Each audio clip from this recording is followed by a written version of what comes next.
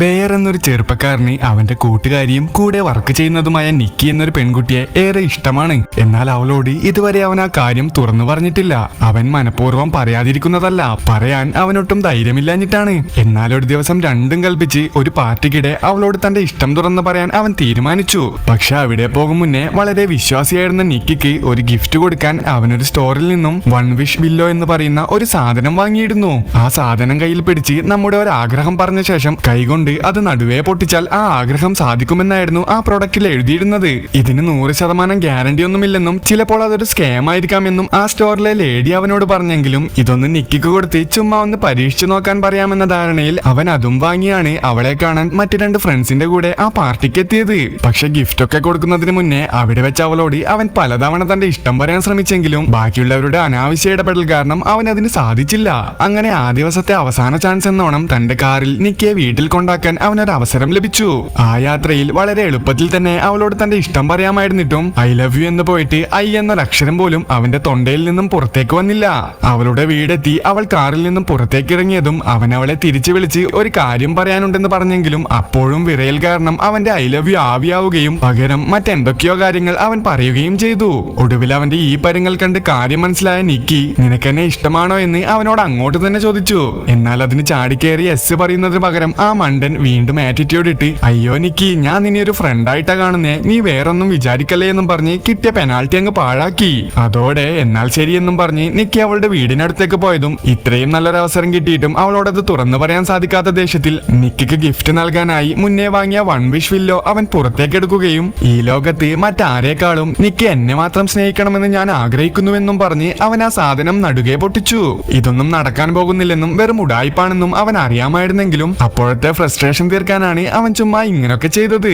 എന്നാൽ നിമിഷ നേരങ്ങൾക്കുള്ളിൽ വീടിന്റെ ഉമ്മറത്ത് നിൽക്കുകയായിരുന്ന നിക്കി പെട്ടെന്ന് തന്നെ അവന്റെ അടുത്തേക്ക് വരികയും നീയും എന്റെ കൂടെ വീടിനകത്തേക്ക് വായോ എന്നും പറഞ്ഞ് അല്പം വിയേർഡായി പെരുമാറാനും തുടങ്ങി. അവളോട് വാ തുറന്ന് മര്യാദക്ക് ഇഷ്ടം പോലും പറയാൻ പറ്റാത്ത അവൻ അവളുടെ ഈ കളി കണ്ട് അത്ഭുതപ്പെട്ടു പോയി. താൻ എത്ര നിർബന്ധിച്ചാലും അവൻ വീടിനകത്തേക്ക് വരില്ലെന്ന് കണ്ടതും അവൾ ഉടനെ തന്നെ കാറിലേക്ക് കയറി എന്നാൽ പിന്നെ ഞാൻ ഇന്ന് നിന്റെ വീട്ടിലേക്ക് വരാമെന്നും അവിടെ സ്റ്റേ ചെയ്യാമെന്നും പറഞ്ഞ് അവനോട് വാശി പിടിച്ചു. അവളോട് നല്ല ഇഷ്ടമൊക്കെ ആയിരുന്നെങ്കിലും പെട്ടെന്നുള്ള അവളുടെ ഈ മാറ്റം കണ്ട് പേടിച്ചു പോയവൻ അതിനെ കുറെ എതിർത്ത് നോക്കിയെങ്കിലും അവൾ വഴങ്ങാൻ കൂട്ടാക്കിയില്ല. അങ്ങനെ വേറൊരു വഴിയുമില്ലാതെ അവളുമായി അവൻ നേരെ തന്റെ വീട്ടിലേക്ക് പോയി.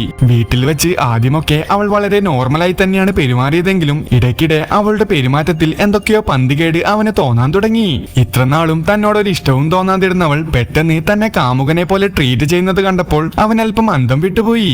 ഇനി ആ വൺ വിഷ് വില്ലോ എന്ന പ്രൊഡക്റ്റ് ശരിക്കും റിയൽ ആണോ എന്നും അതിന്റെ എഫക്ട് കാരണമാണോ ഇങ്ങനെയൊക്കെ സംഭവിക്കുന്നതെന്നും തോന്നിയ ബെയർ ഇന്റർനെറ്റിൽ അതിനെപ്പറ്റി സെർച്ച് ചെയ്യാൻ തുടങ്ങി. അതിലാണെങ്കിൽ ഇത് റിയൽ ആണെന്ന് കുറച്ചു പേർ പറയുമ്പോൾ മറ്റൊരു വശത്ത് ഇത് ഫേക്ക് ആണെന്നും സ്കാം ആണെന്നും പറഞ്ഞുള്ള മറ്റു ചിലരുടെയും കമന്റുകൾ അവൻ കണ്ടു. അങ്ങനെ വൺ വിഷ് വില്ലോ ഒന്നും ആയിരിക്കില്ല റീസൺ എന്നും ഒരുപക്ഷെ അവൾക്ക് തന്നോട് ശരിക്കും ഇഷ്ടം തോന്നിയതായിരിക്കാമെന്നും കരുതി പിന്നീട് അവൻ അവളുടെ കൂടെ ജീവിതം ആസ്വദിക്കാൻ തുടങ്ങി. എന്നാൽ ദിവസങ്ങൾ കഴിയും തോറും അവൾക്ക് അവനോടുള്ള സ്നേഹം കൂടിക്കൂടി വരികയും അവൻ തന്നെ വിട്ട് ജോലിക്ക് പോകാതിരിക്കാൻ വീടിന്റെ ഡോർ വരെ അവൾ ടേപ്പ് ഉപയോഗിച്ച് അടച്ചു വെക്കാനും തുടങ്ങി. ഇതൊക്കെ കണ്ട് ശരിക്കും പേടിച്ചു പോയ ബെയർ തന്റെ പേടി പുറത്തു കാട്ടാതെ വളരെ ശക്തി ഉപയോഗിച്ച് ആ ഡോർ തുറന്ന് തന്റെ ജോലി സ്ഥലത്തേക്ക് എത്തി. അവിടെ ലഞ്ച് ബ്രേക്കിന്റെ സമയത്ത് തന്റെ ബാഗിൽ നിന്നും രാവിലെ നിക്കി കുക്ക് ചെയ്ത് കൊടുത്ത ഒരു മീറ്റ് സാൻഡ്വിച്ച് അവൻ കഴിച്ചതും അവന്റെ കൂട്ടുകാരിയും കൊളീഗുമായിരുന്ന സാറ നിന്റെ സാൻഡ്വിച്ചിൽ നിന്നും എന്തോ സ്മെല്ല് വരുന്നുണ്ടെന്ന് പറഞ്ഞു. അവൻ ആദ്യം ആ സ്മെല്ല് പിടുത്തം കിട്ടിയില്ലെങ്കിലും പിന്നീടാണ് നിക്കി ആ ടിഫിൻ ബോക്സിൽ ഒട്ടിച്ചിരുന്ന സ്റ്റിക്കി നോട്ടിൽ കാറ്റ് എന്ന് എഴുതിയിരിക്കുന്നത് അവന്റെ ശ്രദ്ധയിൽപ്പെട്ടത്. 2 ദിവസം മുന്നേ ചത്തുപോയ തന്റെ പ്രിയപ്പെട്ട പൂച്ചയുടെ മീറ്റ് ഉപയോഗിച്ചാണ് അവൾ ഈ സാൻഡ്വിച്ച് ഉണ്ടാക്കിയതെന്ന് പെട്ടെന്ന് തന്നെ അവന് മനസ്സിലായി. അതോടെ സ്പോട്ടിൽ തന്നെ കഴിച്ച സാൻഡ്വിച്ച് മുഴുവൻ അവൻ ഛർദ്ദിച്ചു കളഞ്ഞു.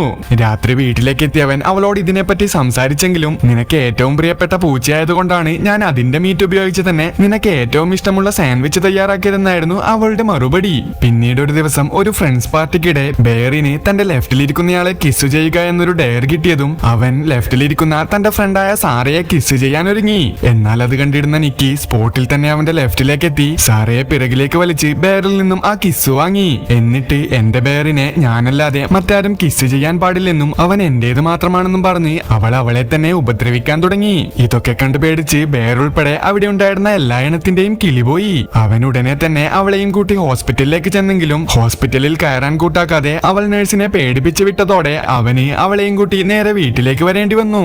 അന്നു രാത്രി അവർ ഉറങ്ങാൻ കിടന്നതും അവരുടെ കൂട്ടുകാരിയായ സാറ താൻ പുറത്തൊരു കാറിലുണ്ടെന്നും നീ എത്രയും പെട്ടെന്ന് ഇങ്ങോട്ടേക്ക് വീട്ടിലേക്ക് വരണമെന്നും പറഞ്ഞ് ബെയറിന്റെ ഫോണിലേക്ക് ഒരു മെസ്സേജ് അയച്ചു. ഉറക്കത്തിലായിരുന്ന നിക്കിയുടെ കണ്ണിൽ പെടാതെ ബെയർ പുറത്തേക്കെത്തി സാറയുടെ കാറിൽ കയറിയിരുന്നു. പക്ഷേ സാറ വന്നത് നിക്കിയെ കുറിച്ച് സംസാരിക്കാനല്ലായിരുന്നു, മറിച്ച് അവൾ ഏറെ ആഗ്രഹിച്ച ഒരു ആർട്സ് സ്കൂളിൽ അവൾക്ക് അഡ്മിഷൻ കിട്ടിയെന്ന് ബെയറിനോട് പറയാനായിരുന്നു. ശരിക്കും അവൾക്ക് ബെയറിനോട് ഒരു ക്രഷ് ഉണ്ടായിരുന്നു. പക്ഷേ ബെയറാണെങ്കിൽ എപ്പോഴും നിക്കിയുടെ പുറകെ ആയതുകൊണ്ട് അവൾ തന്റെ ഇഷ്ടം അവനോട് തുറന്നു പറഞ്ഞില്ല. എന്നാൽ തന്റെ ലൈഫിലെ ബാക്കിയുള്ള കാര്യങ്ങൾ അവൾ ആദ്യം ബെയറുമായാണ് എപ്പോഴും ഷെയർ ചെയ്യാറുള്ളത്. അതുകൊണ്ടാണ് അവൾക്ക് ഈ അഡ്മിഷൻ കിട്ടിയ കാര്യവും ഈ നട്ടപ്പാതിരക്ക് തന്നെ അവനോട് പറയാനായി അവൾ അവിടെ എത്തിയത്. നിക്കിയുടെ ഭ്രാന്ത് പിടിച്ച പെരുമാറ്റത്തിൽ മനമെടുത്ത ബെയറിനും ഇപ്പോൾ സാറയോട് സംസാരിക്കുന്നത് ഒരാശ്വാസമായിരുന്നു.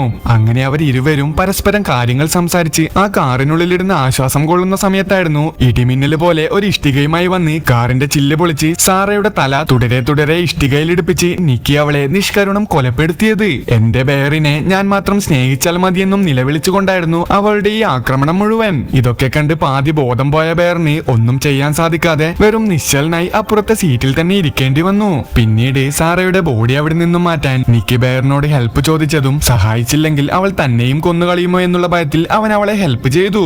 അങ്ങനെ ഇത്രയും ദിവസങ്ങളിലായി തനിക്ക് ചുറ്റും നടന്ന സംഭവ വികാസങ്ങളിൽ അവനൊരു കാര്യം ഉറപ്പായി. നിക്കിയുടെ ഈ അവസ്ഥയ്ക്ക് കാരണം വൺ വിഷ് വില്ലോ എന്ന ആ മാന്ത്രിക പ്രൊഡക്റ്റ് തന്നെയാണ്. അത് ഒരിക്കലും ഒരു സ്കാം ആയിരുന്നില്ല. 100% അതിൽ പറഞ്ഞിരിക്കുന്നത് പോലെ തന്നെ അത് വർക്ക് ചെയ്യുന്നുണ്ട്. ഈ കാര്യങ്ങളൊക്കെ ബോധ്യപ്പെട്ട ബെയർ പെട്ടെന്ന് തന്നെ മുന്നേ വാങ്ങിയ അതിന്റെ കവറിൽ നിന്നും അതിലുള്ള കസ്റ്റമർ കെയർ നമ്പറിലേക്ക് വിളിച്ച് താൻ പറഞ്ഞ ആഗ്രഹം എങ്ങനെയെങ്കിലും ക്യാൻസൽ ചെയ്യാൻ പറ്റുമോ എന്ന് ചോദിച്ചു. എന്നാൽ അതൊരിക്കലും ക്യാൻസൽ ചെയ്യാൻ സാധിക്കില്ലെന്നും നിങ്ങൾ മരിച്ചാൽ മാത്രമേ നിങ്ങളുടെ വിഷ് ക്യാൻസൽ ആയി പോകൂ എന്നുമായിരുന്നു അവരിൽ നിന്നും അവന് ലഭിച്ച മറുപടി. മരിക്കാനൊന്നും തന്നെ കൊണ്ട് സാധിക്കില്ലെന്ന് മനസ്സിലാക്കിയ അവൻ ഉടനെ തന്നെ ആ സ്റ്റോറിലേക്ക് ചെന്ന് അവിടെ അവസാനമായി ഉണ്ടായിരുന്ന 2 വൺ വിഷ് വില്ലോ വാങ്ങി. ആ പ്രൊഡക്റ്റ് ഉപയോഗിച്ച് ഒരാൾക്ക് ജീവിതകാലം മുഴുവൻ ഒറ്റൊരു വിഷ് മാത്രമേ ചെയ്യാൻ സാധിക്കൂ. തന്റെ വിഷ് നേരത്തെ തന്നെ ചെയ്തു കഴിഞ്ഞതിനാൽ അവൻ ഇനി അത് ഉപയോഗിച്ചൊന്നും ചെയ്യാൻ സാധിക്കില്ല. അതുകൊണ്ട് പെട്ടെന്ന് തന്നെ അവൻ ആ പ്രൊഡക്റ്റുമായി നേരെ ഫ്രണ്ടിന്റെ വീട്ടിലേക്ക് എത്തി. നീ എത്രയും പെട്ടെന്ന് തന്നെ ഇതുപയോഗിച്ച് ബെയർ മുന്നേ നടത്തിയ വിഷ് ക്യാൻസൽ ചെയ്യണമെന്ന് പറഞ്ഞ് അത് നടുകെ പൊട്ടിക്കാൻ പറഞ്ഞു. എന്നാൽ ഇതൊക്കെ വെറും ഉടായ്പാണെന്ന് വിചാരിച്ച അവന്റെ ഫ്രണ്ട് അവൻ പറഞ്ഞതുപോലെ പറയുന്നതിന് പകരം അതൊന്ന് ടെസ്റ്റ് ചെയ്ത് നോക്കാനായി എനിക്കൊരു $1 ബില്യൺ വേണമെന്ന് പറഞ്ഞ് അതങ്ങ് പൊട്ടിച്ചു. പെട്ടെന്ന് തന്നെ റൂഫിൽ നിന്നും തുരുതുരെ ഡോളേഴ്സ് വീഴാൻ തുടങ്ങി. അതോടെ ഇത് ശരിക്കും റിയൽ ആണെന്ന് ആ ഫ്രണ്ടിന് ബോധ്യപ്പെട്ടെങ്കിലും ഒരു വൺ വിഷ് വില്ലോയും ഒരവസരവും പാഴാക്കി അവനോട് ദേഷ്യപ്പെട്ട് ബെയർ അവിടെ നിന്നും ഇറങ്ങിപ്പോയി. ഇനി അവസാനമായി കൈവശമുള്ള ഒരെണ്ണം വെച്ച് ഈ പ്രശ്നം എങ്ങനെ സോൾവ് ചെയ്യുമെന്നാലോചിച്ചപ്പോഴാണ് നിക്കിയെ കൊണ്ട് തന്നെ ഇത് ചെയ്യിച്ചാലോ എന്ന് അവൻ ഓർത്തത്. തനിക്ക് വേണ്ടി എന്തും ചെയ്യാൻ മടിക്കാത്തവൾ താൻ പറഞ്ഞാൽ ഇതും ചെയ്യുമെന്നുള്ള വിശ്വാസത്തിൽ അവൻ നേരെ വീട്ടിലേക്ക് ചെന്നു. എന്നാൽ അവിടെ എത്തി അവൻ ആദ്യം കണ്ടത് കുറെ മുറിവുകളോടെ റൂമിലെ ഒരു കസേരയിൽ കെട്ടിവെച്ചിരിക്കുന്ന സാറയുടെ ബോഡിയായിരുന്നു. അവന്റെ ശ്രദ്ധ അങ്ങോട്ടേക്ക് ചെന്നതും അവനോടുള്ള സ്നേഹം മൂത്ത് ഭ്രാന്തിളകി നിക്കി ഞാൻ നിന്നെ സ്നേഹിക്കുന്നത് പോലെ നീ എന്നെയും സ്നേഹിക്കണമെന്നും അല്ലെങ്കിൽ നിന്നെയും കൊന്ന് ഞാനും ചത്തുകളിയുമെന്നും പറഞ്ഞ് സ്നേഹത്തോടെ ഭ്രാന്തമായി അവനെ ഭീഷണിപ്പെടുത്താൻ തുടങ്ങി. ഈ രംഗം അരങ്ങേറുമ്പോഴാണ് ഇതിനിടയിലേക്ക് കുറച്ചു മുന്നേ ഡോളർ കിട്ടിയ അവന്റെ ഫ്രണ്ട് വീണ്ടും ആ വൺ വിഷ് വില്ലോ തരുമോ എന്നും ചോദിച്ച് അവന്റെ വീട്ടിലേക്ക് വന്നത്. ഓൺ ദ സ്പോട്ട് നിക്കിയുടെ കയ്യിലുണ്ടായിരുന്ന തോക്കിൽ നിന്നും വെടികൊണ്ട് അവന്റെ കഥ കഴിഞ്ഞു. പിന്നീട് അവളോട് ഐ ലവ് യു ഒക്കെ പറഞ്ഞു മറ്റാരേക്കാളും ഞാൻ നിന്നെ സ്നേഹിക്കുന്നുണ്ടെന്നും പറഞ്ഞ് ബെയർ അവളെ ആശ്വസിപ്പിച്ച് പതിയെ ശാന്തമാക്കി. അപ്പോൾ കിട്ടിയൊരു ഗ്യാപ്പിൽ അവളിൽ നിന്നും ആ ഗണ്ണെടുത്ത് അവൻ നേരെ ബാത്റൂമിലേക്ക് കയറി. ഇനി താൻ എന്ത് പറഞ്ഞാലും അവൾ അനുസരിക്കാനൊന്നും പോകുന്നില്ലെന്ന് മനസ്സിലാക്കി അവൻ തന്റെ മരണം മാത്രമേ അവളെ ഇതിൽ നിന്നും മുക്തിയാക്കൂ എന്നുറപ്പിച്ച് തോക്കെടുത്ത് സൂയിസൈഡ് ചെയ്യാനൊരുങ്ങി. എന്നാൽ വെടിവെച്ച് മരിക്കാൻ ധൈര്യം പോരാഞ്ഞതോടെ അവൻ അവിടെ കണ്ടൊരു ടാബ്ലറ്റ്സ് എടുത്ത് ഓവർഡോസ് ആയി കഴിച്ചു. എല്ലാം കഴിച്ചു കഴിഞ്ഞ ശേഷമാണ് താൻ എടുത്ത തീരുമാനം തെറ്റായി പോയെന്നും തനിക്ക് മരിക്കണ്ട എന്നും അവന് തോന്നിയത്. അവൻ ഉടനെ തന്നെ വായിൽ വിരലിട്ട് കഴിച്ച ടാബ്ലറ്റ്സ് മുഴുവൻ ഛർദ്ദിക്കാൻ ശ്രമിച്ചു. എന്നാൽ പെട്ടെന്ന് തന്നെ അവന്റെ മനസ്സ് മാറുകയും ബാത്റൂമിൽ നിന്നും പുറത്തിറങ്ങി ഒരു ചിരിയോടെ നിക്കിയുടെ അടുത്തേക്ക് ചെന്ന് അവൻ അവളെ കെട്ടിപ്പിടിച്ചു. ശരിക്കും അവൻ ബാത്റൂമിൽ നിന്നും ആ ടാബ്ലറ്റ്സ് ഒക്കെ ഛർദ്ദിച്ചു കളയാൻ നേരത്തായിരുന്നു നേരത്തെ അവന്റെ കയ്യിലുണ്ടായിരുന്ന രണ്ടാമത്തെ വൺ വിഷ് വില്ലോ അകത്തെ ടേബിളിൽ നിന്നും നിക്കയ്ക്ക് ലഭിച്ചതും അവൾ അതുപയോഗിച്ച് താൻ സ്നേഹിക്കുന്നത് പോലെ ബെയർ തന്നെയും സ്നേഹിക്കണമെന്ന് പറഞ്ഞ് അത് നടുകെ പൊട്ടിച്ചത്. അങ്ങനെയാണ് കഴിച്ച ടാബ്ലറ്റ്സ് ഛർദ്ദിക്കാനിരുന്ന അവന് തന്റെ മനസ്സ് മാറിയതും ഛർദ്ദിക്കലൊക്കെ മറന്ന് അവിടെ നിന്നും പുറത്തേക്കിറങ്ങി നിക്കിയോട് അവൻ സ്നേഹം പ്രകടിപ്പിക്കാൻ തുടങ്ങിയത്. എന്നാൽ നിമിഷ നേരങ്ങൾക്കുള്ളിൽ ആ ടാബ്ലറ്റ്സിന്റെ എഫക്റ്റിൽ അവളുടെ കയ്യിൽ കിടന്നു തന്നെ അവൻ മരണപ്പെട്ടു. അവനില്ലാതെ തനിക്കിനി ജീവിക്കാൻ സാധിക്കില്ലെന്ന് കരുതിയ നിക്കി ഗണ്ണെടുത്ത് ആത്മഹത്യ ചെയ്യാനൊരുങ്ങി. എന്നാൽ അപ്പോഴാണ് ബെയർ മരിച്ച കാരണം നിക്കി അവനെ സ്നേഹിക്കണമെന്ന അവൻ മുന്നേ ചെയ്ത വിഷ് ക്യാൻസൽ ആയി പോയതും അവൾക്ക് തന്റെ സ്വബോധം തിരിച്ചു കിട്ടിയതും. പക്ഷേ സ്വബോധമൊക്കെ തിരിച്ചു കിട്ടിയപ്പോഴേക്കും തനിക്ക് ചുറ്റും സംഭവിച്ച കാര്യങ്ങളൊക്കെ കണ്ട് അവൾ ഞെട്ടിപ്പോവുകയും ഉറക്കെ നിലവിളിക്കാനും തുടങ്ങി.